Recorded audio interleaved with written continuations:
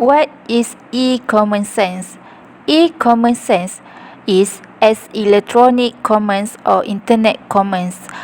Second, e-common sense is buying and selling of goods or service using the internet. Third, transfer of money and data to execute these transactions. Fourth, kind of a commercial transaction that is facilitated through the type of e-common sense. First, business to consumer, which is B2C, when business sell a good or service to an individual consumer. For example, you buy a pair of shoes from an online retailer. Second, business to business, B2B, when a business sell a good or service to another business. Example is a business sells software as a service for other business to use. Next, consumer to consumer, C2C, when a consumer sells a good or service to another consumer. For example, you sell your old furnitures on eBay to another consumer. Lastly, consumer to business, C2B, when a consumer sells their own products or service to a business or organizations.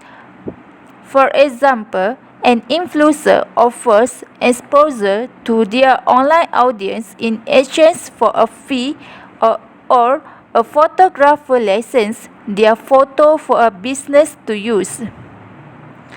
Next, example of e-common sense. First, retail, the sale of a product by a business directly to a customer. Second, wholesale, the sale of product in bulk, often to a retailer, then sells them directly to consumer. Next, drop shipping, the sale of a product which is manufactured and shipped to the customer by a third party. Next, crowdfunding, the collections of money from consumer in advance of a product being available in order to raise the startup capital necessary to bring it to market. Next, subscriptions, the automatic requiring purchase of a product or service on a regular basis until the subscriber chooses to cancel. Next, physical product, any tangible good that require inventory to be replaced and orders to be physically shipped to customers as sales are made. Next, digital products, download digital goods, template and course or media that must be purchased for consumption or license for use. Next, lastly is service, a skill or set of skill provided in exchange for compensations. The service provided time can be purchased for a fee. Advantage for e-common sense is first, a large market. E-commerce allows you to reach customers all over the country and around the world. Your customer can make a purchase anywhere and anytime. Especially, more people are getting used to shopping on their mobile devices. Second, the advantage of e-commerce, customer insight through tracking and analyzing. Whether you are sending visitors to your e-commerce website through SEO, PPC, or a good old postcard, there is a way to track your traffic and customers' entire user journey to get insight into keywords, user experience, marketing message, pricing strategy, and more. Lower costs. With the advance in e-commerce platform technology, it has become very easy and affordable to set up and maintain an e-commerce store with a low overhead. Next advantage is personalized message. E-commerce platform give merchants the opportunity to serve up personalized content and product recommendations to registered customers. This target communication can help increase disadvantage. First, lack of personal touch. Some consumers value the personal touch they get from visiting a physical store and interacting with sales associates. Such personal touch is particularly important for business selling high-end product, as a customer not only want to buy the merchandise but only have a great experience during the process. Next disadvantage, price and product comparison. With online shopping, consumer can compare many products and find the lowest price. Next advantage, credit card fraud. Credit card fraud is a real and growing problem for online business. It can lead to the chargebacks that result in the loss of revenue, penalties and bad reputations. Next is IT security issue.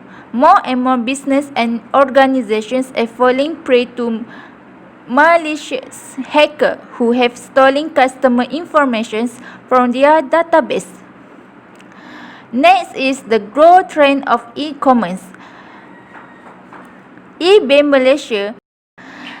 eBay was launched in 2004 and followed by Lelong.com.my in 2007. Lelong was dominating Malaysia e-commerce market for a long time until Fashion Valid and Mudah were coming up in 2011. In 2012, Zalora and Lazada will launch, and these two platforms is shaping the e-commerce market of nowadays. Finally, Shopee was launched in 2015 and this is finally set up the world's shape of e-commerce market in Malaysia. Now, in 2020, Malaysia e-commerce is worth $4.3 billion. Legal issue in e-commerce. First, legal issue in e-commerce. First, e-corporations problem. If you are a company run through a website, not incorporating is a major problem on the part of the company. Any trading activity related to your product will be considered invalid and you may not claim your rights.